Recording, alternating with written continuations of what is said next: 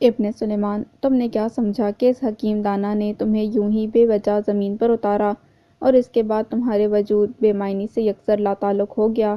تو خوب جان رکھو اے جلد باز، کوتاہ بین، کم فہم، وہ کہ ذرہ ذرہ جس کی نگاہ میں روشنی ہے تم اس کی نظر میں ہو، وہ دیکھ رہا ہے بے قراری سے بار بار اس کی جانب اٹھتی تمہاری بے چین سوالی نگاہ کو، وہ سن رہا ہے تمہارے سینے میں دھڑکتے شکوے اور شکایات کو، اور وہ آگاہ ہے تمہارے ذہن میں ہونے والے ہر مایوس کن خیال سے۔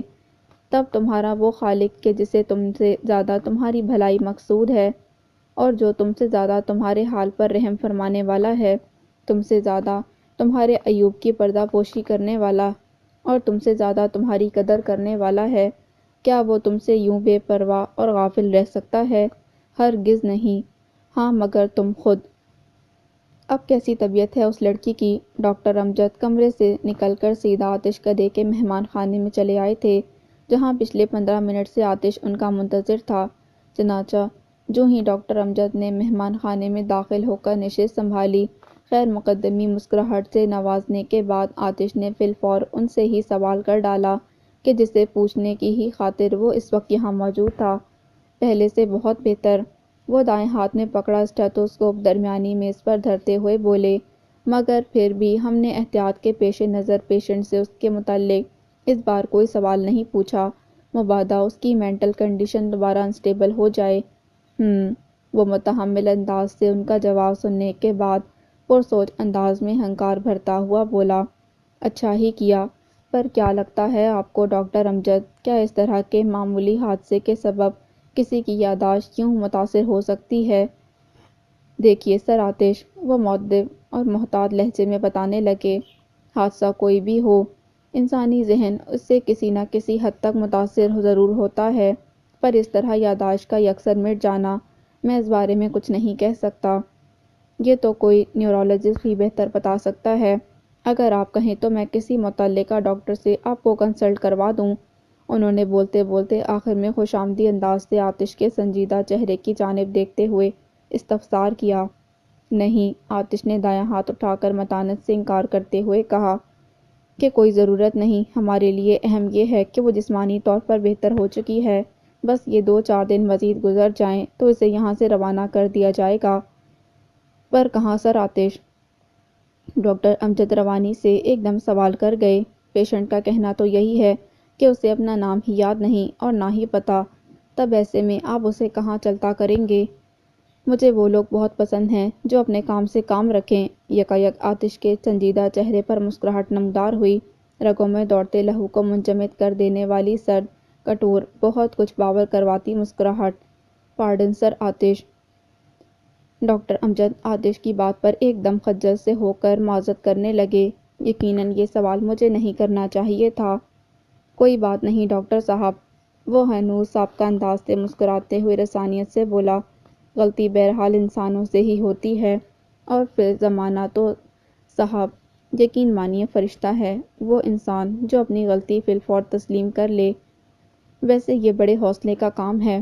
یہ حوصلہ بھی آپ ہی کی دین ہے سر آتش۔ دانا ہاتھ سینے پر رکھ کر بے پناہ عقیدت مندی سے ڈاکٹر امجد بولے تھے، آپ نہ ہوتے تو نہ جانے ہم جیسوں کا کیا ہوتا۔ ڈاکٹر امجد کے الفاظ نے آتش کو سرتاپا سرشار کر دیا تھا، تاہم وہ اپنا داہنا ہاتھ اٹھا کر انہیں انکساری سے ٹوکتے ہوئے بولے، ٹھیک ہے ٹھیک ہے، ایسا ہے کہ شام کی چائے کا وقت نزدیک ہے اور آج میں ایک جگہ مدعو ہوں، سو مجھے بس اب نکلنا ہوگا، پر آپ ابھی ٹھہریے اور چائے پی کر جائیے گا۔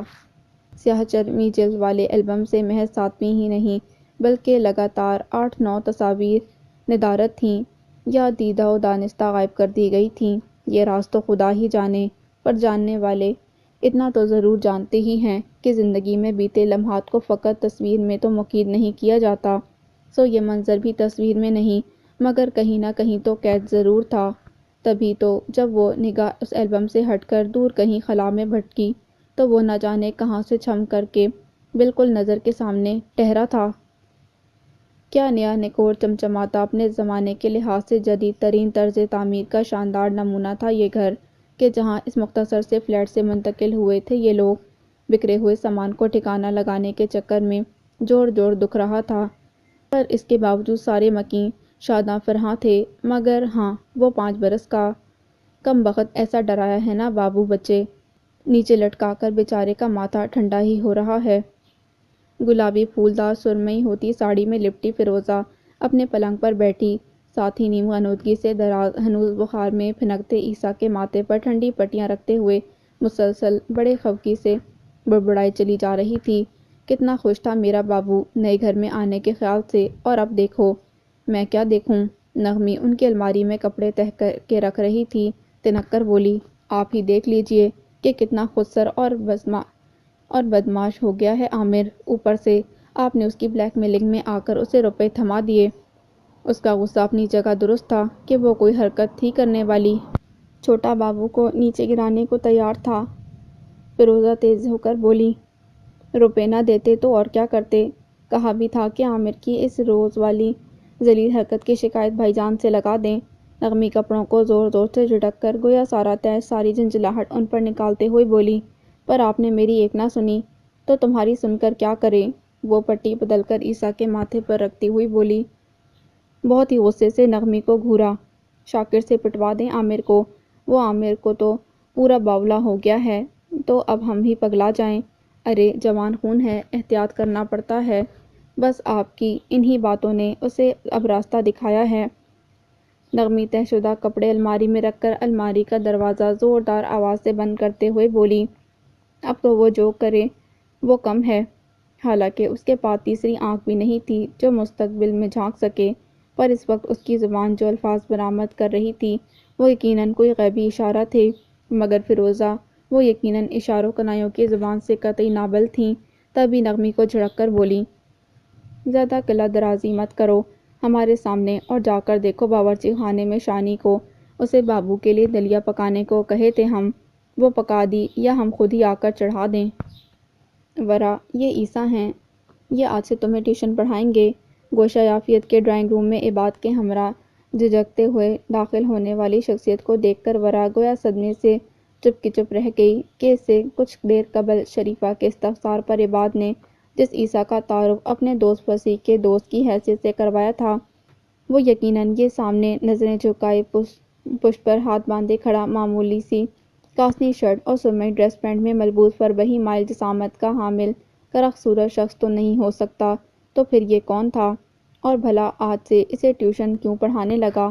اور عیسیٰ یار یہ میری کزن ہے، عباد اسی ٹھس سے مخاطب ہو کر شائستگی سے اسے متعارف کرواتے ہوئے بولا، دراصل ٹائیفائیڈ کے سبب اس کے 2 سال ضائع ہو گئے اور یہ پڑھائی میں پیچھے رہ گئی۔ بہرحال اب یہ انٹر کے پیپرز دے گی اور اسے تیاری میں خود کروا رہا ہوں، پر آج کل کام کا پریشر اتنا ہو گیا ہے کہ گھنٹہ ڈیڑھ نکالنا بھی میرے لیے ازحد مشکل ہو گیا ہے۔ بولتے بولتے پھیکے سے انداز میں مسکرا کر عباد اچانک خاموش ہو گیا کہ ذہن میں اب سے کچھ دیر قبل کی گئی شریفہ کی تلخ باتوں کی بازگشت شروع ہو گئی تھی۔ دراصل اب وہ اس بات پر معترض تھی کہ گھر میں دوسرے لوگ بھی تو موجود ہیں، تب عباد نے ہی آفت کی پڑیا کو ٹیوٹر کا بندوبست کر کے کیوں دیا تھا؟ میں سمجھ سکتا ہوں وہ کرخ صورت پہلی بار اپنی ناقابل توجہ شخصیت سے قطعی متضاد گھمبیر دلکش بارو لب لہجے میں گویا ہوا، تم بالکل فکر نہ کرو، آج سے یہ میری ذمہ داری ہے۔ وہ متذبذب عباد کو مطمئن کرنے کی غرض سے کہہ گیا، ایک ایسا جملہ جو آئندہ اسے بہت بھاری پڑنے والا تھا۔ اپنی ہر ناکامی نامرادی کا صحرا بڑے آرام سے تقدیر کے سر سجا دینا تو کوئی کمال کی بات نہیں۔ آتش کدے کے کشادہ ہال کمرے میں آتش کی پراعتماد ڈاپ اور واضح آواز گونج رہی تھی، اور اس کی گھمبیر آواز کے زیر و بم سے کہیں زیادہ اس کے لبوں پر برآمد ہوئے ہر لفظ پر سامعین کے دل و دماغ گویا ہر آن سوچ و فکر کے ایک نئے اور چھوٹے زاویے سے روشناس ہوئے تھے۔ تبھی تو سارے ہال میں ایسا سکوت طاری تھا کہ ذرا سا دھیان لگا تو ایک دوسرے کے من بھیتر کی آواز بھی صاف سنائی دی جاتی۔ بلکہ کم ہمتی کا بڑا ٹھوس ثبوت اس کا لیکچر جاری تھا، سہل پسندوں کا شیوا اور بزدلوں کا کام ہے۔ 21ویں صدی کا عظیم سائنسدان ہاکنگ کہتا ہے، میں نے تقدیر پر بھروسہ کرنے والوں کو بھی سڑک پار کرتے ہوئے دونوں اطراف میں دیکھتے پایا ہے۔ اور پھر یہ تقدیر بھلا ہے ہی کیا شے، اس کی اتنی جرأت کہ میری راہ میں روڑے اٹکائے؟ تو لوگو، تقدیر کو اپنے تابع کرنے کا ہنر سیکھو، سیکھو کہ اسے اپنی مٹھی میں قید کیسے کر سکتے ہیں۔ وہ چپ ہوا ہی تھا کہ ہال دیوانہ وار ستائشی تالیوں سے گونج اٹھا۔ پر میرا سوال تو یہی ہے کہ اس ظالم تقدیر کو تلاش کہاں کیا جائے؟ تالیوں کے تھمتے ہی سوال و جواب کا سلسلہ شروع ہو گیا تھا، اور جو پہلا سوال آیا، آتش جو ایک شان بے نیازی سے اونچی کرسی پر بیٹھا، سامنے پڑی فائل میں موجود کاغذات کو دیکھتے ہوئے تنی ہوئی گردن کے ساتھ مجمع کی جانب سے کیے گئے گھسے پٹے سوالات کا منتظر تھا، یکلخت چونک پڑا۔ آتش کی محفل میں ایک مرتبہ پھر خوش آمدید بے نام اجنبی وہ بے ساختہ مسرت سے مسئول کا چہرہ دیکھ کر بولا، ممنون ہوں اس پرتپاک خوش آمدید کا۔ وہ اجنبی اپنی نشست سے اٹھ کھڑا ہوا اور سر کو ذرا سا خم کرتے ہوئے اپنی مخصوص گرجدار آواز میں بولا، پر یہ اجنبی بے نام نہیں، خاکسار کو شرر کہتے ہیں۔ کیا خوب نام دیا ہے تمہیں نام دینے والے نے۔ آتش فائل بند کر کے پوری طرح اس کی جانب متوجہ ہو کر محظوظ لہجے میں بولا، شرر کا اصل مقام تو آتش کدہ ہی ہے۔ ممنون۔ وہ اس مرتبہ سینے پر داہنا ہاتھ رکھ کر ذرا سا مسکرایا، پر شرر کا اصل مقام وہ ہوگا جہاں اسے اپنی گمشدہ تقدیر ملے گی، اور اگر وہ مل گئی تو کمبخت کو مٹی میں لے جا کر اس زور سے بھینچوں گا کہ صفاق کا سانس ہی بند ہو جائے۔ شرر کی خالی آنکھیں یہ کہتے ہوئے شرر بار ہو گئی تھیں۔ آتش پر اصراریت سے مسکرایا، گویا اس قدر خفا ہو تقدیر سے نہیں، اسے بنانے والے سے، یا شاید خود سے۔ جواب اس بار خاصا الجھا ہوا تھا۔ آتش کی بھید بھری مسکراہٹ دو چند ہو گئی۔ اب آ گئے ہو نا ہمارے پاس؟ وہ کل عالم کے ستاروں کی چمک اپنی آنکھوں میں بھر کر بولا، اب تمہاری یہ خفگی بہت جلدی دور ہو جائے گی۔ فی الوقت تم اپنی جگہ پر بیٹھو اور دوسروں کو بھی سوال کا موقع دو۔ سیاہ چرمی جلد والا البم اپنے حصے کی کہانی سنا کر اب ایک کونے میں خاموش پڑا تھا، جبکہ مخملی جلد والے نیلے البم کی کہانی شروع ہو چکی تھی۔ سو اب داستان گو کو موقع دیا گیا، اور اس نے اپنے وجود پر چشمہ پہلا منظر یعنی تصویر جو دکھایا، جو نگاہ نہ جانے کیوں دھندلا گئی تھی۔ اور اس نے اپنے وجود پر چشمہ پہلا منظر یعنی تصویر جو دکھایا تو نگاہ نہ جانے کیوں دھندلا گئی۔ ماشاءاللہ میرا بابو کتنا پیارا لگ رہا ہے۔ اے شانی، ذرا تصویر تو بنا دے نا اپنے کیمرے سے۔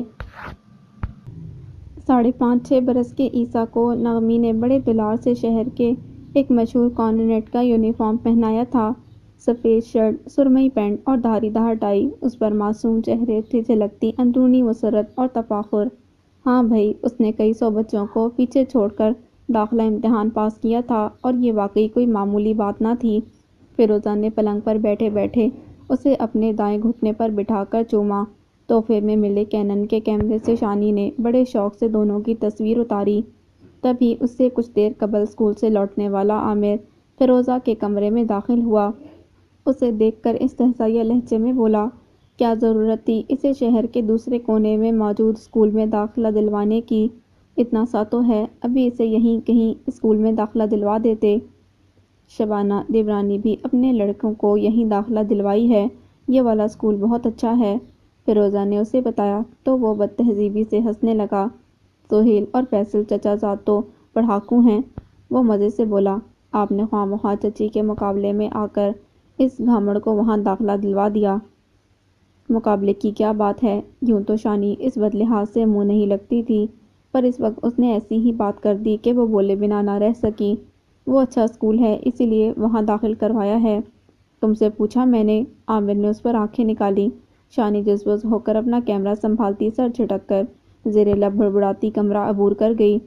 ٹھیک ہی تو کہہ رہی تھی شانی، فیروزہ نے چہ بچے ہو کر اسے گھرکا، بدتمیزی کاہے کرنے لگتے ہو؟ میں بدتمیزی کر رہا ہوں؟ وہ انگشت شہادت سے اپنے سینے کی طرف اشارہ کرتا تعجب سے بولا، میں نے تو ایک سیدھا سا سوال پوچھا تھا کہ اسے وہاں اتنی دور داخلہ دلوانے کی کیا ضرورت تھی؟ یہ تم یونیفارم چینج کیے بغیر یہاں کیا کرنے آ گئے ہو؟ دفعتاً شاکر کمرے میں داخل ہوتے اسے اس طرح اسکول یونیفارم میں دیکھ کر حسب معمول سیخ پا ہو گیا۔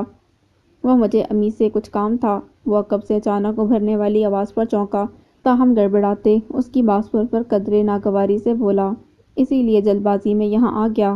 تمہیں کتنی دفعہ سمجھایا ہے کہ اسکول سے آ کر پہلے یونیفارم تبدیل کیا کرو، باقی ہر کام بعد میں، مگر میں دیکھ رہا ہوں کہ تم دن بہ دن نافرمان ہوتے جا رہے ہو۔ اب جاؤ جا کر چینج کرو۔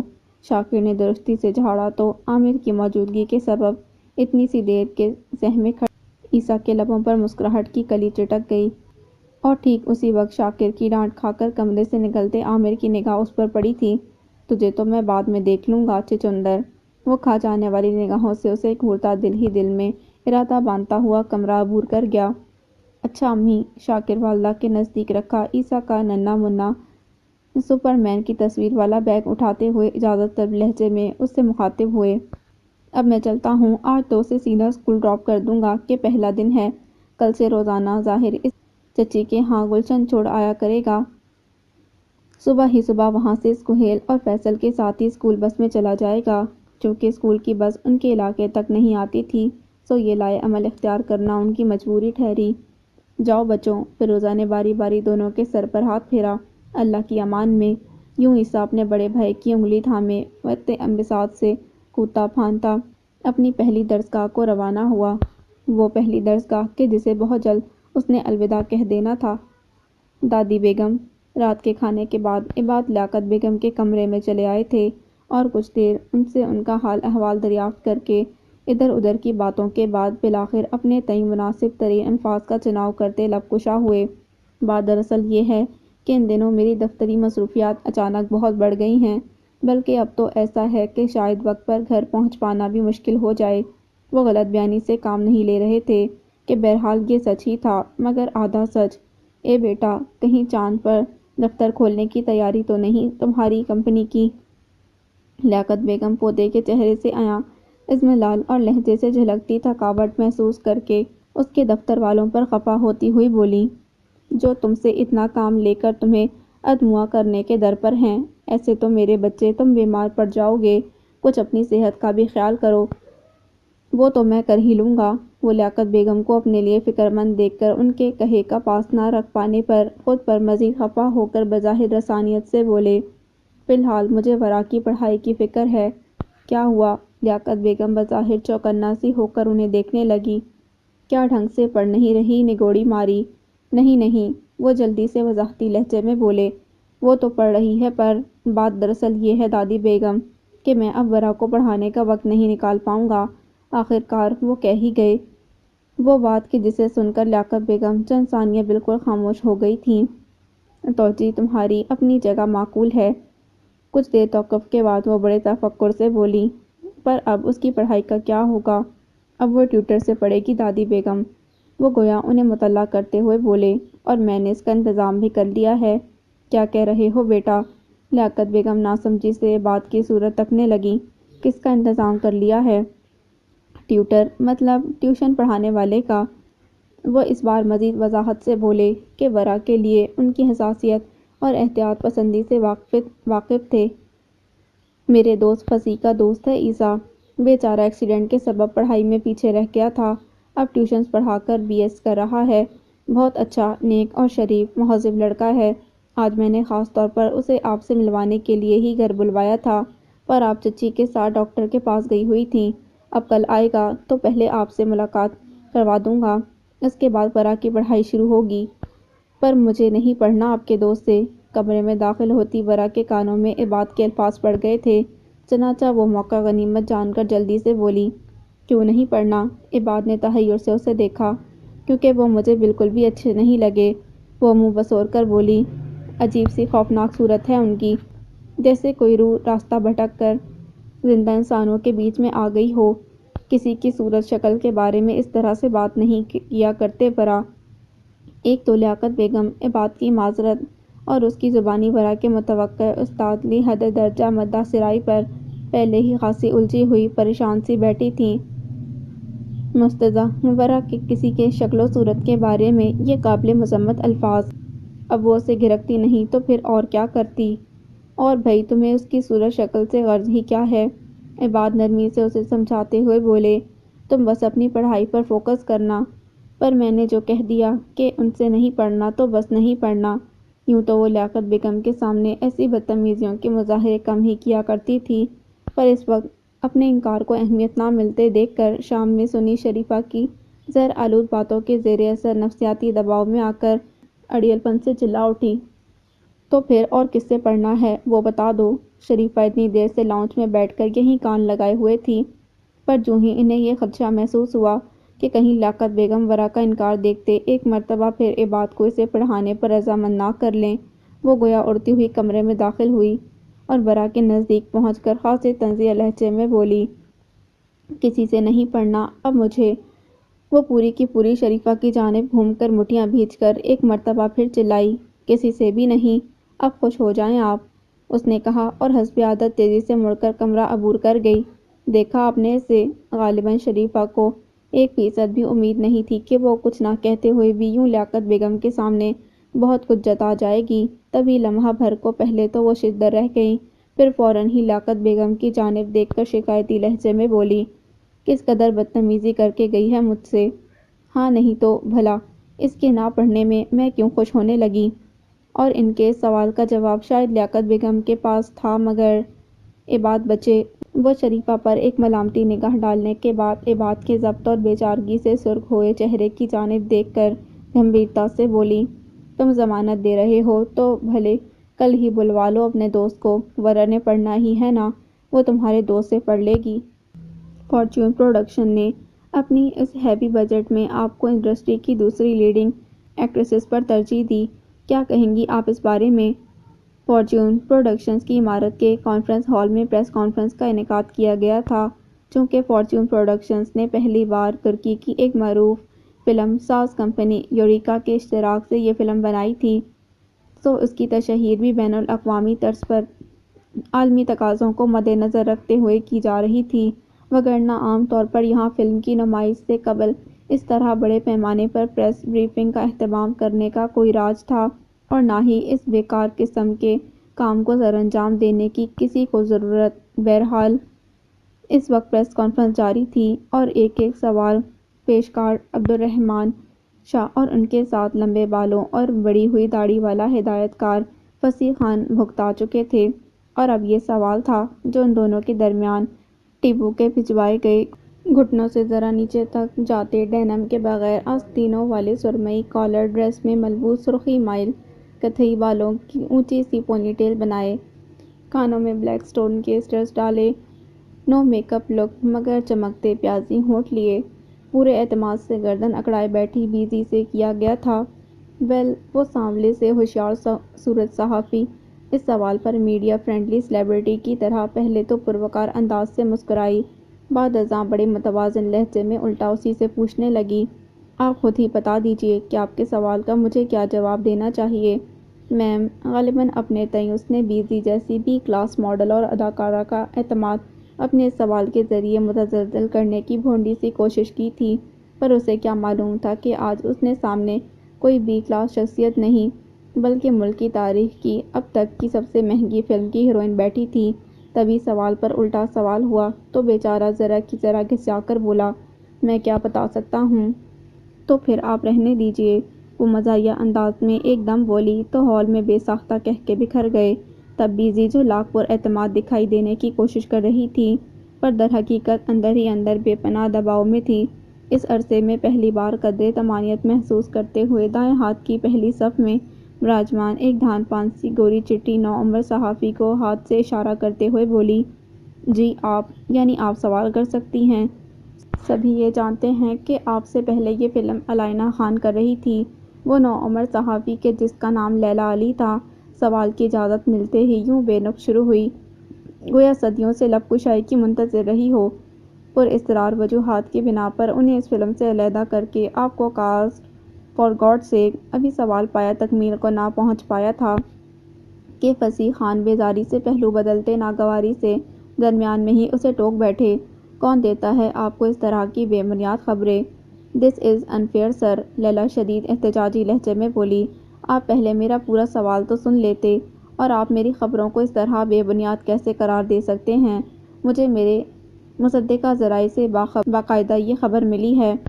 ٹھیک ہے، دی ہوگی، وہ خاطے میں نہ لاتے ہوئے کہنے لگے، پر آپ کسی اور کا ذکر کیے بغیر ہم سے ہماری فلم کے بارے میں سوالات پوچھیں تو زیادہ بہتر ہوگا۔ آپ کا لہجہ ناقابل قبول ہے سر، وہ نئے سر چڑھ کر بولنے والے صحافی جنون کے تحت برہمی سے بولی، میرا سوال اسی فلم کے متعلق تھا، اور آپ سے کیا پوچھنا ہے کیا نہیں وہ ہم خود ڈیسائیڈ کریں گے۔ آپ اس طرح ہمیں ڈکٹیٹ نہیں کروا سکتے۔ مرضی کا سوال پوچھنا ہمارا حق ہے۔ لیلا کے عقب میں براجمان ایک اور صحافی کی رگ صحافت بری طرح بھڑکی۔ آپ ہمیں پابند نہیں کر سکتے۔ یہ رائٹ ٹو آسک، سوال پوچھنے کا حق کی سراسر توہین ہے۔ فصیح خان صاحب، کسی کونے سے ایک اور صاحب اپنی آنکھوں پر اینک درست کر کے اٹھتے ہوئے بے پناہ جذباتیت سے گویا ہوئے، اگر یہاں دستور زباں بندی پر جبراً عمل درآمد کروایا جائے گا تب ہم بھی اس پریس کانفرنس کے بائیکاٹ کا اعلان کر دیں گے۔ ان کا یہ کہنا تھا کہ ہال میں بھانت بھانت کی بولیاں سنائی دینے لگیں کہ سبھی اس ضمن میں اپنا احتجاج ریکارڈ کروانا ناگزیر خیال کرتے ہوئے ایک دوسرے پر سبقت لے جانے میں کوشاں ہو گئے تھے۔ ان سب کو کیا ہوا؟ یوریکا کا نیلی آنکھوں والا، بالوں سے بے نیاز ادھیڑ عمر مالک رحمت الب ساتھ بیٹھے شاہ صاحب کی جانب جھک کر تشویش زدہ سے لہجے میں سوال کرنے لگے۔ وہ دراصل اگرچہ شاہ صاحب خود اس وقت سامنے جاری اس احتجاج کے سبب بے پناہ متفکر تھے، پرائی زبان سے ناآشنا شراکت دار کو مطمئن کرنے کی غرض سے لہجے کو دانستہ سرسری سا بنا کر گویا ہوئے، یہ کچھ خفا ہو گئے ہیں، پر آپ فکر مند نہ ہوں۔ دوسری طرف فلم کا ہیرو ارسلان نجیب، جو کہ ایک نامور ترک نژاد پاکستانی فیشن ماڈل تھا، صورتحال کی خرابی کا ذمہ دار اپنے ساتھ بیٹھے فصیح خان کو گردانتے ہوئے اس پر خفا ہونے لگا۔ باس، وہ اپنی آبدار پیشانی پر بل ڈال کر بولا، یہ تو خواہ کا میس کریٹ کر دیا آپ نے، اب بھگتنا ہم سب کو پڑے گا۔ دراصل یہ اس کی بھی پہلی فلم تھی اور ظاہر ہے کہ اسے اپنی اس فلم سے بڑی توقعات وابستہ تھیں، اور اب یہ سب کیا ہو رہا ہے؟ بزی کا مجمد ہوتا ذہن تو جیسے کچھ سوچنے سمجھنے کے قابل ہی نہیں رہا تھا۔ آن کی واحد میں بدل جانے والا نقشہ دیکھ کر تبھی اس کی بلا کی حسین آنکھیں جواب سے کچھ دیر قبل فتح مندی کی چمک سے بھری ہوئی تھیں، اب ان میں بے تحاشا خوف اور وحشت نے ڈیرا جما لیا تھا۔ کہیں ایسا تو نہیں کہ بدقسمتی میرا تعاقب کرتی ہوئی یہاں بھی چلی آئی ہو؟ اس دہشت ناک سوال کے ذہن میں ابھرتے ہوئے وہ سراسیمہ سی تھرا اٹھی۔ پر آتش تو کہتا ہے کہ یہ بدقسمتی محض انسانی وہم کے علاوہ اور کچھ نہیں، یہ تو سب کچھ جو اچانک یہاں شروع ہو گیا ہے، میں اسے کیا نام دوں؟ اسے محسوس ہوا کہ اگر سامنے جاری تماشا کچھ دیر مزید جاری رہا تو وہ ایک بار پھر پاگل ہو جائے گی، اور یہ خیال ہی اس قدر جان لیوا تھا کہ وہ بے اختیار وحشت زدہ سی آواز میں چلا اٹھی، فار گاڈ سیک آپ لوگ خاموش ہو جائیں۔ اور اس کی بلند آہنگ میں کوئی ایسا تاثر ضرور تھا کہ ایک پل کو پورے ہال میں سکوت طاری ہو گیا۔ آپ کے سوال کرنے پر کسی نے کوئی قدغن نہیں لگائی، آپ جو چاہیں پوچھ سکتے ہیں۔ فصیح خان کے کہنے کا ہرگز وہ مطلب نہیں تھا جو آپ لوگ سمجھے۔ وہ بلا توقف ایک ہی سانس میں بولتی چلی گئی۔ تب فصیح خان بھی موقع کی نزاکت کا احساس کرتے اپنے مزاج کی تمام تر تندی اور تلخی کو فی الوقت مصلحتاً بالائے طاق رکھتے ہوئے اپنے بالوں میں ہاتھ پھیرتا اپنا منہ مائک کے نزدیک لایا اور دھیرے سے کھنکار کر گویا ہوا، بزی ٹھیک کہہ رہی ہیں، میرا مقصد آپ لوگوں کو ریسٹرکٹ کرنا نہیں تھا۔ بہرحال آپ کی دل آزاری ہوئی تو معذرت، اور پلیز کنٹینیو۔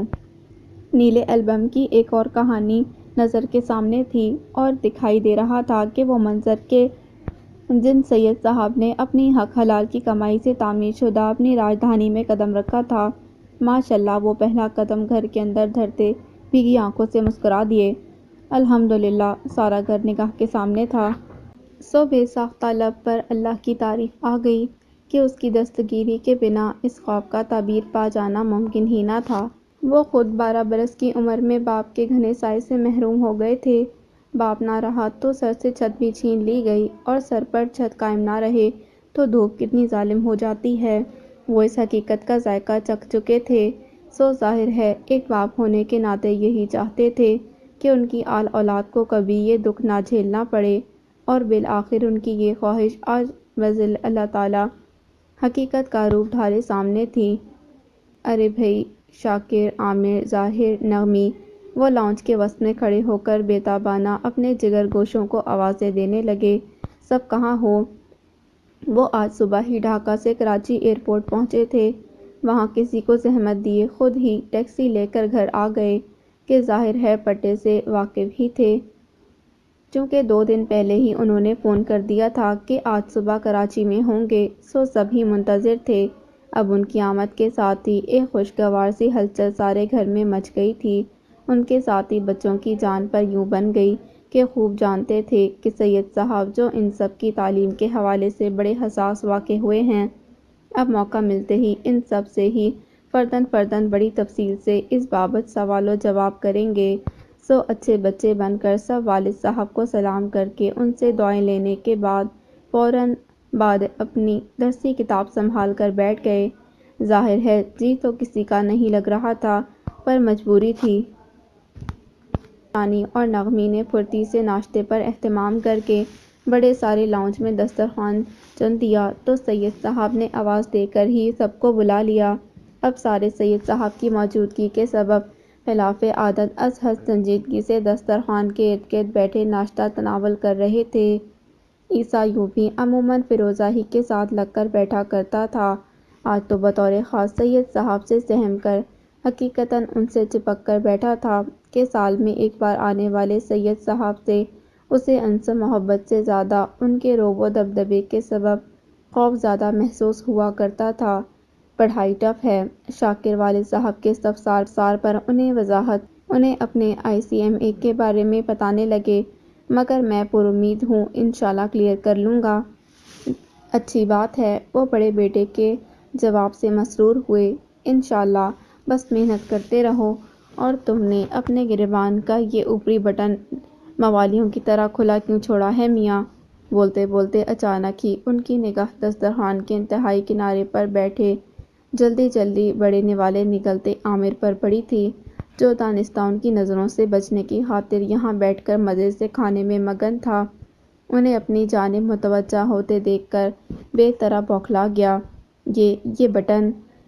وہ گھی میں سنے ہاتھ سے اپنا گریبان ٹٹولتا ہوا گڑبڑائے سے لہجے میں بولا، پتہ نہیں کیسے، شاید غلطی سے کھلا رہ گیا ہو۔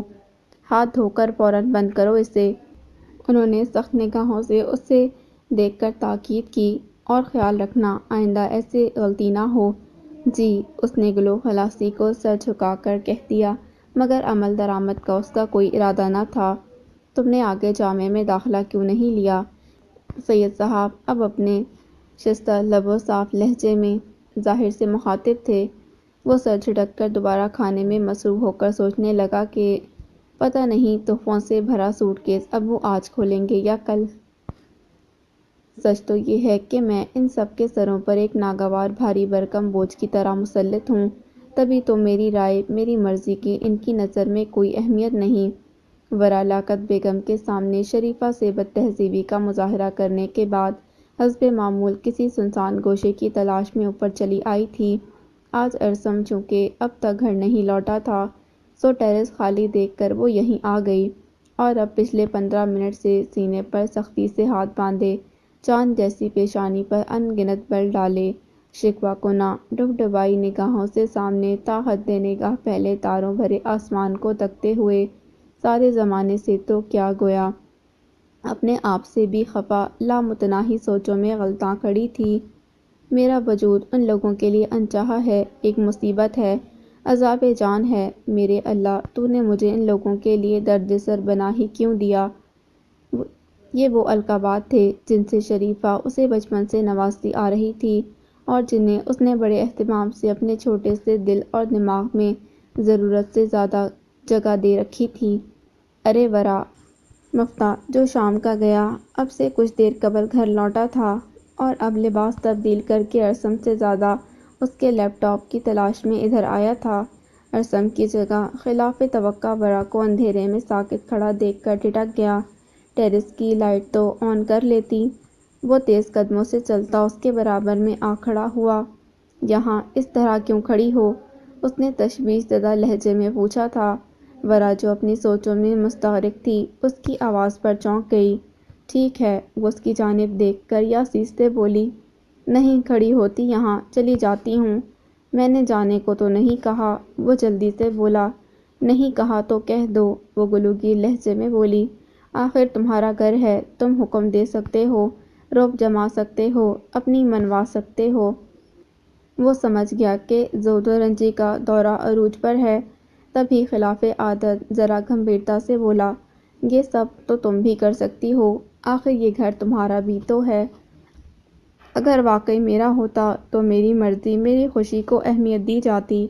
وہ نہ ماننے والے لہجے میں بولی۔ تمہاری خوشی؟ مفتاح نے ذرا الجھ کر پوچھا کہ اس بار وہ سمجھ نہیں سکا کہ ماجرا کیا ہے۔ کیا ہے تمہاری خوشی؟ چھوڑو، اس نے مایوسی سے سر جھٹکا۔ جان کر کیا کر لو گے؟ ویسے بھی ہونا تو وہی ہے جو نانی بیگم چاہیں گی۔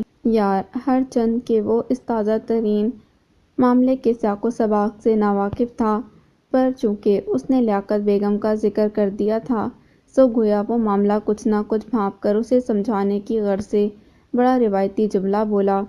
وہ نانی ہیں تمہاری، تم پر جان چھڑکتی ہیں، تمہارا برا تو نہیں چاہ سکتی۔ اب تم رجا کی طرح اس ٹاپک پر مجھے کوئی لیکچر مت دینا، وہ اکتاہٹ سے بولی۔ میرا موڈ پہلے ہی بہت خراب ہے۔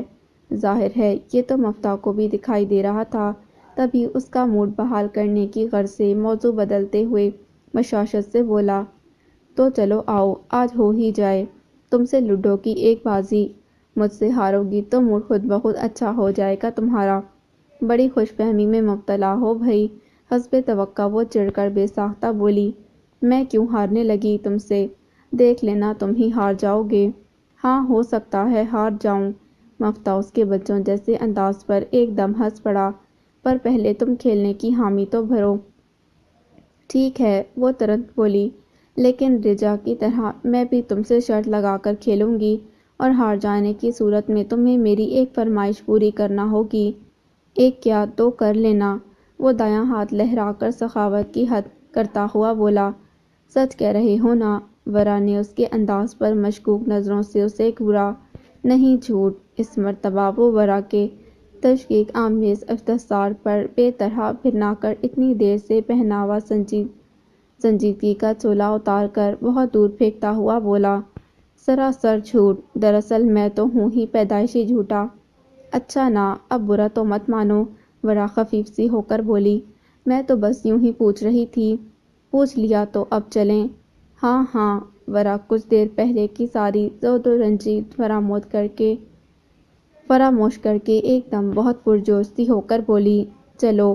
اور ٹیرس کے داخلی دروازے کے اس پار کھڑی رجا، جو دراصل اپنے کمرے سے یہ دیکھنے کو باہر نکلی تھی کہ آج مفتاح نے بازی جمانے کو اسے کیوں نہیں بلایا، انہیں اندر آنے کے لیے مڑتا دیکھ کے برق رفتاری سے الٹے قدموں اپنے کمرے میں داخل ہو گئی اور اب بستر پر لیٹ گئی، آنکھوں پر بازو رکھے۔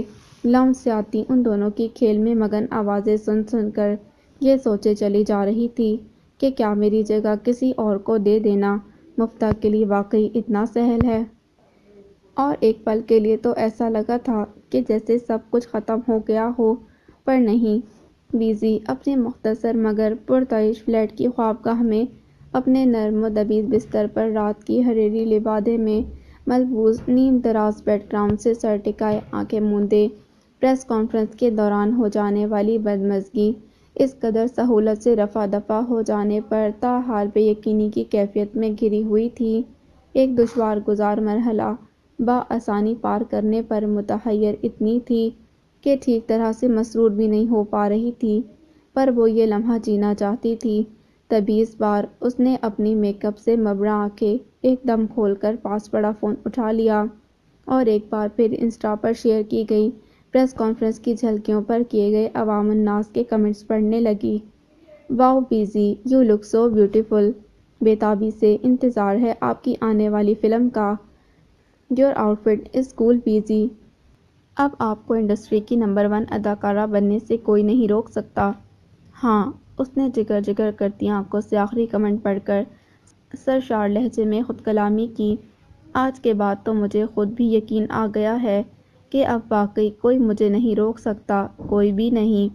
یہ خیال ہی اس قدر کیف آ گئی تھا کہ اس نے گویا جھولتے ہوئے فون آف کر کے سائڈ ٹیبل پر دھرا اور آنکھوں پر کالے گوگل چڑھا کر بھرپور نیند لینے کی غرض سے بڑے اطمینان سے دراز ہو گئی۔ ہاں واقعی اب کس کی جرأت تھی اس کے بڑھتے قدم روک پاتا، ماں سوائے۔ تصویر کہانی کا عنوان آج مسرت تھا، ایک ایسی بے پایاں خوشی کہ جس میں سید صاحب نے اپنے عزیز و اقارب، دوست احباب کو خلوص دل سے شریک کر رکھا تھا۔ گھر تو بڑا شاندار بنا لیے ہیں آپ بھائی جان۔ نئے گھر کی دعوت میں شریک سید صاحب کے ایک چچا زاد بھائی گھوم پھر کر گھر کا تفصیلی جائزہ لینے کے بعد شائستہ لہجے میں بولے، ہمیں بھی بالکل ایسا نقشہ بنوا دیجیے نا انجینئر صاحب سے۔ کیوں نہیں، ضرور۔ خاکی رنگ کے سفاری سوٹ میں سید صاحب خوش دلی سے اس بات میں سر ہلا کر بولے، میں ان کا وزٹنگ کارڈ آپ کو دے دوں گا، آپ بنوا لیجیے۔ پر ہم ہی کہیں گے کہ بڑا روپیہ خرچ کر دیے آپ گھر بنوانے میں۔ فیروزہ کے خالہ زاد بھائی لب کشا ہوئے۔ گھر سادہ بنوا لیتے اور بقیہ پیسہ کسی غریب کو دے دیتے تو دعائیں ہی ملتی نا آپ کو۔ ان کی گدلی آنکھوں سے مترشح محرومی چیخ چیخ کر کہہ رہی تھی کہ وہ غریب کی جگہ خود اپنا نام لینا چاہتے تھے، پر دیکھیے اجن میاں، سید صاحب ان کا چہرہ بغور دیکھتے ہوئے بردباری سے مسکرا کر متانت سے بولے، گھر کوئی روز روز تو بنوائے نہیں جائے، تب پھر کنجوسی کا فائدہ؟ ہم تو بس اسی لیے کہہ رہے تھے نہ کہ کسی غریب کی مدد حسب توفیق ہو جائے گی۔ اس بار سید صاحب نے موصوف کو درمیان میں ہی ٹوک دیا، چنانچہ وہ منہ بسور کر ادھر ادھر ہو گئے۔ ویسے اندازاً کتنی لاگت آئی ہے یہ گھر بنوانے میں؟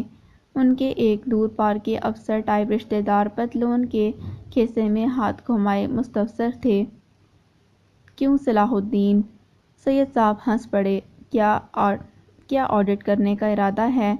کیسا آڈٹ سید صاحب؟ وہ حسرت آمیزی سے بولے، بس یوں ہی پوچھ رہے تھے، آپ تو جانتے ہیں کہ ہم ٹھہرے نوکری پیشہ آدمی روپیہ جوڑ کر بھی اب تک ایک گھر نہیں بنا پائے، اور آپ نے محض کچھ ہی سالوں میں یہ دوسرا گھر بنا لیا۔ یہ ہوتی ہے کاروبار کی کرامت۔ دیکھیے ہم نظر نہیں لگا رہے، ساتھ ماشاءاللہ بھی بول رہے ہیں۔ جی جی، سید صاحب انکساری سے بولے، خدا نخواستہ آپ کیوں نظر لگانے لگے؟ بہرحال کھانا لگا دیا گیا ہے، بے تکلف ہو کر کھائیے گا۔ دوسری طرف زنانے میں بھی اسی قسم کے ملے جلے تبصرے جاری تھے، جبکہ فیروزہ کی والدہ ان کے کان میں مسلسل سور پھونکنے میں مصروف تھیں۔ بات کی تم نے اپنے میاں سے حامد کے کاروبار کے لیے روپیوں کے بارے میں؟ اماں، فیروزہ گہری نیلی زرتار ساڑی کا پلو اپنے سر پر برابر کرتی دھیمی آواز میں جواباً بولیں، انہیں آئے ابھی 2 دن ہی تو ہوئے ہیں، آتے ہی دعوت کے انتظام میں لگ گئے، ابھی بات کرنے کا موقع ہی کہاں ملا۔ تو بس آج رات ہی موقع نکال کر لینا۔ وہ فیروزہ کے جواب کو نظر انداز کرتی ہوئی اتاولے پن سے بولیں، جانتی ہو نا تمہارا بھائی بے چارہ آج کل کتنا پریشان ہے۔ ہاں اماں، مجھ سے کیا چھپا ہے، اور سعیدہ کے ہاں بچہ اسی مہینے ہونے والا ہے۔ انہوں نے موقع محل سے بے نیاز سر کھجاتے ہوئے اپنا ایک اور دکھڑا فیروزہ کے گوش گزار کرنا ضروری سمجھا، اگر تم اس کے خرچے کا انتظام کر دو تو بھلا ہی کرو گی۔ آپ فکر کاہے کرتی ہیں اماں؟ وہ اس بار ان کے ہاتھ پر اپنا ہاتھ دھرتے ہوئے ان کی تفریح کی خاطر بولیں، پہلے کبھی آپ کو منع کیے ہیں کیا ہم؟ تم تو نہیں کہیں، پر تمہارا میاں؟ نہ، فیروزہ بے ساختہ نفی میں سر ہلا کر بولی، وہ ہمیں کاہے منع کرنے لگے کسی کی مدد سے؟ ان کا ہاتھ تو خود دینے دلانے کے معاملے میں بڑا کھلا ہے۔ آج کی باتیں ختم ہو گئی ہوں تو آ کر کھانا کھا لیں۔ نغمی نے اچانک آ کر ناگواری سے نانی کو دیکھتے فیروزہ کو مخاطب کر کے کہا، ہمیں کیا کہہ رہی ہے؟ فیروزہ نے ڈپٹا، جا کر مہمانوں سے پوچھو، وہ دیکھو چھوٹی نانی کو، وہ خود سے کھانا کہاں سے لیں گی، جا کر انہیں کھانا لا کر دو، سب کی فکر ہے آپ کو۔ نغمی گویا چڑھ کر بولی، بس ایک اپنی ہی فکر مت کیجیے گا چھوٹی۔ پیر پٹک کر جاتی ہوئی نغمی کی پشت کینہ توز نگاہوں سے گھورتی ہوئی فیروزہ کی ماں تنفر سے بولی، دیکھی تم اپنا بڑا بڑا آنکھ سے کیسا گھور کر گئی ہے ہم کو؟ چھوڑیے نا اماں۔ فیروزہ مسکرا دیں، وہ دیکھتی ہی ایسے ہے، ہم بتا رہے ہیں تیور ٹھکانے پر نہیں تمہاری لڑکی کے، بس اسے بیاہ دو۔ گوشۂ عافیت کے ڈرائنگ روم کے دبی صوفے میں دھنسا نیلی جینس اور کاسنی شرٹ میں ملبوس عیسیٰ نے گلا کھنگھارتے ہوئے اپنے بالمقابل براجمان پورے پورے منہ بناتی ورا سے الیک سلیک کے بعد تعارفی مرحلے طے کرنے کی غرض سے مہذب لہجے میں پہلا سوال پوچھا، تو کیا نام بتایا تھا آپ نے اپنا؟ اور آج کل رات لوڈو کے مقابلے میں مفتاح کو ہرا کر اپنا غم کس قدر غلط کر چکی تھی، اور آج صبح لیاقت بیگم کے پہلے پہل تو پیار دلار اور بعد میں کسی قدر سختی سے یہ سمجھانے پر کہ اسے چاروں ناچار پڑھنا تو ہے، بہرحال عیسیٰ سے ہی پڑھنا پڑے گا۔ اب بادلِ ناخواستہ بگڑے تیور اور پھولا ہوا منہ لیے اس کے سامنے بیٹھی ہوئی تھی، تڑق کر جواباً بولی، ابھی تک نہیں بتایا؟ تو اب بتا دیں۔ وہ اس کے لہجے کے برعکس بڑے سکون سے بولا۔ کیوں؟ وہ دل ہی دل میں اس بلا کو جلد از جلد رفع چکر کرنے کی کوئی ترکیب لڑاتی ہوئی بولی، عباد بھائی نے نہیں بتایا میرا نام؟ بتایا تھا۔ اس بار وہ سینے پر ہاتھ باندھتا ہوا صوفے کی پشت سے کمر ٹکا کر بڑے آرام سے بیٹھتا ہوا بولا، میں بھول گیا۔ یادداشت کافی کمزور لگتی ہے آپ کی۔ وہ جان بوجھ کر زہر خون سا مسکرا کر بولی، میری یادداشت پر تبصرہ بعد میں کر لیجیے گا۔ وہ تحمل سے بولا، پہلے اپنا نام بتا دیں تو مہربانی ہوگی۔ بدرالورا ظفر۔ وہ گویا چبا چبا کر بولی، اتنا طویل نام؟ وہ اپنی بے تاثر آنکھوں میں حیرانی سمو کر بولا، تبھی تو ذہن سے نکل گیا۔ بہرحال نام آپ کا بہت منفرد ہے۔ صرف نام ہی نہیں، اس پر ایک دم سے یاسیس حملہ آور ہوئی۔ میری زندگی بھی اوروں سے کافی منفرد ہے۔ یہ تو اچھی بات ہے کہ آپ کو جینے کے لیے ایک روایتی زندگی نہیں ملی۔ وہ پتہ نہیں ورا کی بات سے کیا نتیجہ اخذ کرتا ہوا بولا، کاش کہ ملتی۔ اس کے لہجے میں بڑی حسرت تھی۔ پھر وہ اپنی کیفیت جھٹک کر عیسیٰ سے پوچھنے لگی، ویسے آپ کا نام عیسیٰ کیوں ہے؟ یہ تو میں خود نہیں جانتا۔ وہ گمبھیرتا سے بولا، پر میرے خیال سے آپ کا نام عیسیٰ ہونا نہیں چاہیے تھا۔ وہ بڑی مدبر پن سے بولی، تو پھر کیا ہونا چاہیے تھا؟ اس نے دلچسپی سے پوچھا، عبدالقدوس، ہدایت اللہ یا پھر تمیز الدین ٹائپ۔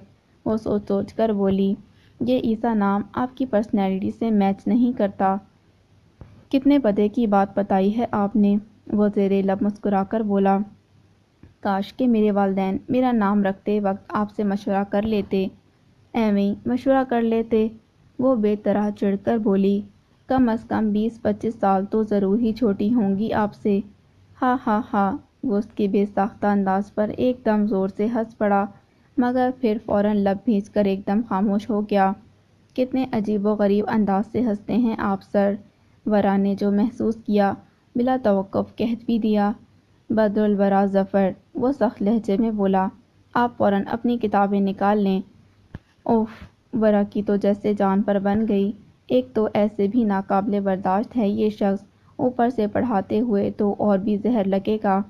وہ دزدیدہ نگاہوں سے اس کے تاثرات سے یکسر عاری چہرے کو دیکھتے ہوئے بد تہذیبی سے سوچ رہی تھی، جبکہ عیسیٰ، اس کی گہری نگاہیں دور کہیں کسی غیر مرئی نقطے کو دیکھنے میں مصروف تھیں۔ فریٹرنیٹی برادری میں سب ہی یہ بات جانتے ہی تھے کہ آپ سے پہلے یہ فلم علیہ خان کر رہی تھیں۔ ٹھیک اسی وقت کہ جب فتح سے سرشار بیزی اپنے نرم و گداز بستر پر خواب نگر کی سیر کو نکل رہی تھی، یہاں ادھر اپنے نیم اندھیرے کوکین کے کڑوے کسیلے دھوئیں سے بھرے کمرے میں علیہ خان اپنے LED پر پریس کانفرنس کی جھلکیاں دیکھتے ہوئے گویا نیند سے دشمنی کر بیٹھی۔ آپ سے پہلے یہ فلم علیہ خان کر رہی تھی، علیہ خان کر رہی تھی۔ دیوار گیر گھڑی کے ٹک ٹک سے لے کر اس کی اپنی دھڑکنیں تک گویا ہر آواز معدوم ہو گئی۔ ہاں ہاں، یہ پروجیکٹ میں کر رہی تھی۔ وہ ہذیانی انداز میں ایک دم چلا اٹھی، اور میں ہی کرتی اگر وہ فصیح اپنی اوقات نہ دکھا دیتا تو۔ اسے آج بھی وہ دن اپنی پوری جذباتیت سے یاد تھا کہ جب اس فصیح خان نے نہایت بیزاری سے اسے اپنے پروجیکٹ سے باہر کیا تھا۔ دیکھو علیہ خان، یہ میرے کیریئر کا ایک بہت اہم پروجیکٹ ہے جسے میں تم جیسی نان پروفیشنل ہائی یعنی نشے میں رہنے والی لڑکی کی خاطر برباد نہیں کر سکتا، سو میں نے فیصلہ کیا ہے کہ یہ رول تمہارے بجائے اب بیزی کرے گی۔ اس کے نان پروفیشنل رویے اور نشے کی عادت سے فیلڈ میں سب ہی واقف تھے، پر کبھی کسی نے یوں اعتراض جڑ سے اپنے پروجیکٹ سے علیحدہ نہیں کیا تھا۔ اور پھر اس فصیح خان کو کیا تکلیف تھی؟ وہ جس قدر سوچتی اس قدر ذہنی دباؤ کا شکار ہو کر نشے کی مقدار بڑھا دیتی، پر اپنی اہانت پر سلگتا ذہن تھا کہ پرسکون ہی نہیں ہو پا رہا تھا۔ یہ پروجیکٹ میرا تھا۔ وہ سگریٹ کے گہرے گہرے کش لگا کر اپنی نیلگوں وحشت بھری آنکھوں سے LED اسکرین کی جانب دیکھتی ہوئی سوچے گئی، یہ کامیابی میری تھی۔ یہ کرسی جس پر بیٹھ کر وہ بچ ہواؤں میں اڑتا محسوس کر رہی ہے، یہ میری تھی، جو مجھ سے چھین کر فصیح خان نے اسے دے دی۔ وہ یہی سب سوچ سوچ کر خود کو اذیت دیتی رہی اور زہر سے بھرا سگریٹ ختم ہوتے ہی بے حال سی ہو کر بستر پر چت گر گئی، اور اسی لمحے پاس پڑے اس کے آئی فون نے اسے کسی واٹس ایپ پیغام کی آمد کی اطلاع دی تھی۔ وہ جانتی تھی کہ اب کئی مہربان بار بار اس سے اسی سوال کی بابت دریافت کریں گے، سو اس نے تنفر سے پہلے تو پرے دھکیل دیا، پھر نہ جانے کیا سوچ کر فون اٹھایا اور مندی مندی آنکھوں کو بامشکل کھول کر موصول ہوا پیغام دیکھنے لگی۔ یہ ایک CCTV فوٹیج کا کلپ تھا، جسے اولاً تو اس نے خاصی بے توجہی سے دیکھا، مگر دوسرے ہی لمحے وہ ایک جھٹکے سے اٹھ بیٹھی کہ فوٹیج میں دکھائی دیتی اپنی کار سے کسی کو ٹکر مارنے والی وہ لڑکی کوئی اور نہیں، بیزی تھی۔ آپ نے کہا تھا کہ یہ جو آ کر ہمارے گھر میں رہتے ہیں، یہ میرے ابو ہیں۔ اگر یہ واقعی میرے ابو ہیں تو جونی، بلال اور نور اسکول کے دوست کے ابو کی طرح کبھی مجھے اسکول لینے کیوں نہیں آتے؟ نیلی جلد والا تصوری البم ایک جانب خاموش پڑا تھا کہ آج یادوں کی البم کی باری تھی، اور کھلی آنکھوں میں متحرک تھا، لبوں پر مسکان بن کر آ ٹھہرنے والا وہ منظر کہ جس میں عیسیٰ فیروزہ کے کمرے میں ان کے نزدیک کھڑا ٹھنک کر رہا تھا۔ تو کیوں لینے آئیں؟ فیروزہ نے گویا اس کی طفلانہ خواہش پر جان چھڑانے کی غرض سے اسے پچکارتی ہوئی بولی، تم تو گاڑی سے خود ہی آ جاتے ہو نا بابو؟ ہاں، وہ اس لیے کہ ابو جو یہاں نہیں ہوتے، اس نے منہ لٹکا کر پیر پٹکتے ہوئے کہا۔ سر میں کاہے درد کر رہے ہو ہمارے عیسیٰ؟ وہ زج ہو کر بولی۔ تبھی سید صاحب آہستہ سے کمرے میں داخل ہوتے ہوئے پوچھنے لگے، کیا ہوا؟ وہ متبسم نگاہوں سے عیسیٰ کی جانب دیکھتے ہوئے بستر کے سامنے دھری آرام دہ کرسی پر بیٹھ گئے، اور محاورتاً نہیں بلکہ حقیقتاً انہیں روبرو پا کر عیسیٰ کی روح فنا ہونے لگی۔ پر چونکہ سامنے براجمان سید صاحب ان کی جانب ہمتاً متوجہ تھے، سو کوئی جائے فرار نہ تھی، سو مرتا کیا نہ کردا کہ مصداق سر جھکائے جہاں کا تہاں کھڑا رہا۔ کہتا ہے، فیروزہ نارنجی ساڑی کا پلو سر پر درست کرتی مسکرا کر بتانے لگیں، سب کے ابو اسکول لینے آتے ہیں تو میرے کیوں نہیں؟ اچھا۔ وہ پدرانہ شفقت سے مسکرا کر اسے گہری نظروں سے دیکھنے لگے، تو تم یہ کہہ رہے تھے؟ ان کے سامنے لبوں کو حرکت دینے کی تو اس میں ہمت ہی نہ تھی، چنانچہ نظر جھکائے دھیرے سے سر جواباً اس بات میں ہلانے پر اکتفا کیا۔ تو یہ بات ہے۔ سید صاحب کا دل سب سے چھوٹی اولاد کے معصوم سے خفا چہرے نے اداس کر دیا۔ اچھا چلو، کل ہم خود لینے آئیں گے اپنے بیٹے کو۔ سچی؟ وہ سر اٹھا کر فرط انبساط سے بے ساختہ زور سے بولا۔ ہاں ہاں بالکل، سید صاحب زور و شور سے سر اس بات میں ہلا کر بولے۔ اب نغمی باجی سے جا کر کہو کہ اگر حریرہ تیار ہے تو لے آئیں۔ جی اچھا ابو۔ وہ بے پناہ مسرت سے اچھلتا کودتا کمرہ عبور کر گیا۔ تب وہ اس کی پشت کو تکتے ہوئے گہرے لہجے میں بولے، میں محسوس کر رہا ہوں کہ میرے بچوں کو یہاں میری ضرورت ہے۔ سو تو ہے، فیروزہ تائیداً بولی۔ شاکر سے جتنا ہو سکے خیال کرتا ہے، پر آپ کی جگہ تو نہیں لے سکتا۔ ظاہر ہے، وہ کچھ مضطرب سے ہو کر بولے۔ اسی لیے تو میں چاہتا ہوں کہ جلد از جلد اپنا کاروبار یہیں منتقل کر لوں، پر تاحال یہ ممکن نہ ہو سکا، اور اب تو یہاں کے سیاسی اور معاشی حالات بھی خاصے دگرگوں ہیں۔ سیاست، معاشت، معاشیات، ہم کیا جانیں؟ فیروزہ اکتاہٹ سے بولی۔ ہمیں تو ہمارے گھر والوں یعنی میکے والوں کے حالات ہی نے پریشان کر رکھا ہے۔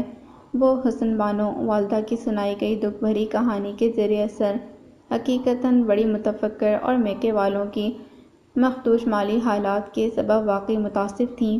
کیوں؟ سید صاحب نے نرمی سے پوچھا۔ اب کیا ہوا؟ ہونا کیا ہے؟ وہ جلدی سے بتانے لگیں۔ حامد جو ہمارا ہے، اس کی روٹی روزگار کا کوئی بندوبست نہیں۔ اماں کہہ رہی تھیں کہ اگر آپ اسے کاروبار کے لیے کچھ رقم دے دیتے تو بھلا ہو جاتا اس غریب کا۔ انہوں نے گمبھیرتا سے ہنکار بھرا۔ میں خدا نخواستہ جتا نہیں رہا، پر تمہیں نے بتایا تھا کہ ایک دو بار پہلے تم اسے کسی کام وغیرہ کے سلسلے میں کچھ رقم فراہم کر چکی ہو۔ کام کے لیے تھوڑا ہی وہ ترنت بولی، وہ تو ہم یوں ہی اس کی مدد کے خیال سے تھوڑا بہت روپیہ دے دیے تھے اسے۔ ٹھیک ہے، وہ فیروزہ کی وضاحت تسلیم کرتے متانت سے بولے، میں واپس جا کر بھجوا دوں گا رقم، تم دے دینا اسے۔ اور سنو، کل بالی کو دیکھنا، میں نے تقریب میں، مجھے اس کی حالت ٹھیک نہیں لگ رہی۔ ہاں، وہ بتانے لگیں، آخری مہینہ چل رہا ہے نا اس کا بھی، سعیدہ کی طرح۔ ان کے جملے کا مفہوم سمجھ کر وہ ذرا پریشان ہو گئے۔ بہت کم عمر تھی وہ ابھی، اتنی جلدی اسے رخصت کرنے کی ضرورت نہیں تھی۔ بہرحال ایسا کرو، اسے کچھ دن بلا کر اپنے پاس رکھ لو، ایسی حالت میں ماں کی قربت بڑا سہارا ہوتی ہے۔ ہم کیا کرتے، آپ کے بھائی سمیت سبھی تو یہی کہہ رہے تھے نا کہ نکاح کو 6 مہینے پورے ہو گئے ہیں، بس اب رخصتی کر دو، تو ہم کر دیے، وہ اپنی صفائی دیتی ہوئی بولی۔ اور بلا کر رکھنے کی آپ کو کیا بتائیں، آپ خود ہی دیکھ لیجیے گا، کچھ دن میں اس کے کنجوس میاں خود ہی بھجوا دیں گے اسے، ادھر ہمارے خرچ پر بچہ پیدا کرنے کو۔ لا حول ولا قوت، سید صاحب ناراضگی سے ایک دم بولے، یہ کیا طریقہ ہوا؟ ان کے طور طریقے یہی ہیں، روپیہ خرچ کرتے جان جاتی ہے ان کی۔ شونا کے میاں کی نوکری بھی مستقل نہیں، میری وہ بچے بھی پریشان رہتی ہے۔ تو کیا رشتہ جوڑنے سے پہلے سجاد یعنی داماد کی نوکری کے متعلق تسلی نہیں کروائی تھی تم نے کسی سے؟ وہ سخت برہم ہو گئے، کس سے کرواتے؟ وہ سید صاحب کے تیور دیکھ کر سہم گئی، ادھر ایک اکیلی ہماری جان، ہم کیا کیا دیکھیں، اسی لیے تو کہتے ہیں آپ کو کہ ادھر آ جائیں، جمے جمائے کاروبار کو آگ لگا کر ادھر آ جاؤں۔ وہ ازحد طیش میں آ کر اپنی جگہ سے اٹھ کھڑے ہوئے، ادھر آ جانا اتنا ہی آسان ہے نا؟ وہ پاس پڑے عیسیٰ کی فٹ بال کو زوردار ٹھوکر رسید کرتے کمرہ عبور کر گئے۔ فیروزہ آنکھ پر ساڑی کا پلو ڈال کر رونے لگی تھی۔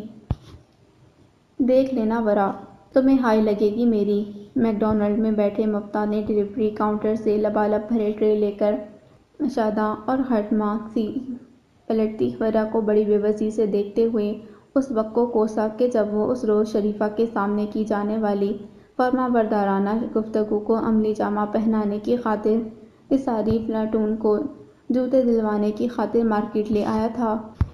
بلکہ نہیں، دراصل وہ کوس رہا تھا اس وقت کو جب اس نے ورا سے شرط لگا کر لوڈو کھیلنے کی دعوت دی، حالانکہ اسے کوسنا چاہیے تھا خود کو کہ آخر کیوں وہ ورا کے کہنے پر حاتم طائی کی سگی اولاد بننے کی کوشش میں اس وقت ان سب کو یہاں لے آیا تھا۔ اوفو، وہ بھاری بھرکم ٹرے میز پر دھرتی منہ بنا کر بولی، اب تم میرا کی طرح بددعائیں تو نہ دو۔ انہوں نے بددعا کب دی؟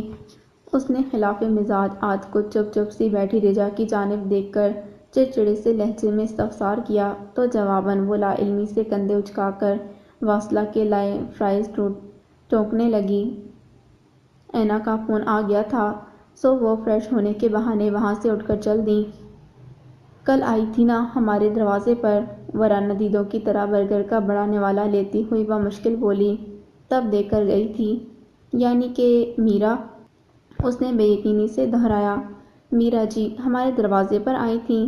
ہاں، تم اس قدر حیران کیوں ہو رہے ہو؟ واصلہ نے ٹھنڈی ٹھار سافٹ کولڈ ڈرنک کا گھونٹ بھرتے ہوئے تعجب سے اس کا چہرہ دیکھا، کہو کہ مجھے یقین ہی نہیں آ رہا کہ میرا جی کل ہمارے دروازے پر آئی تھیں۔ تمہیں کیا بتاؤں، دراصل وہ میرے بچپن کا کرش ہیں۔ کیا بات کر رہے ہو؟ ورا کی پوری آنکھیں کھل گئیں۔ لگاؤں تمہاری شکایت گھر جا کر بڑے ماما سے؟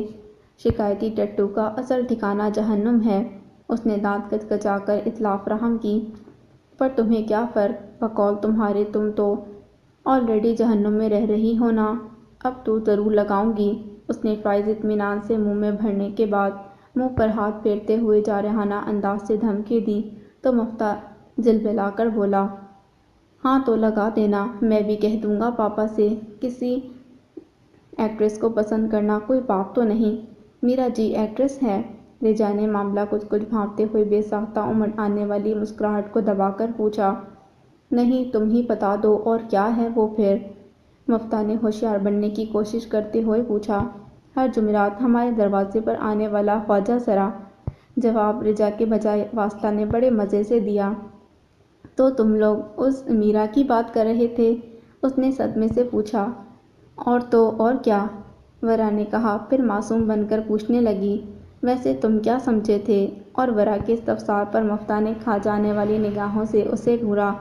وہ بے ساختہ کھلکھلا کر ہنس پڑی، اس بات سے بے خبر کہ وہ دو نگاہوں کی زد میں آ چکی تھی، دو ایسی ساحر نگاہوں کی زد میں کہ جن سے نگاہ چرانا ممکن ہی نہ تھا۔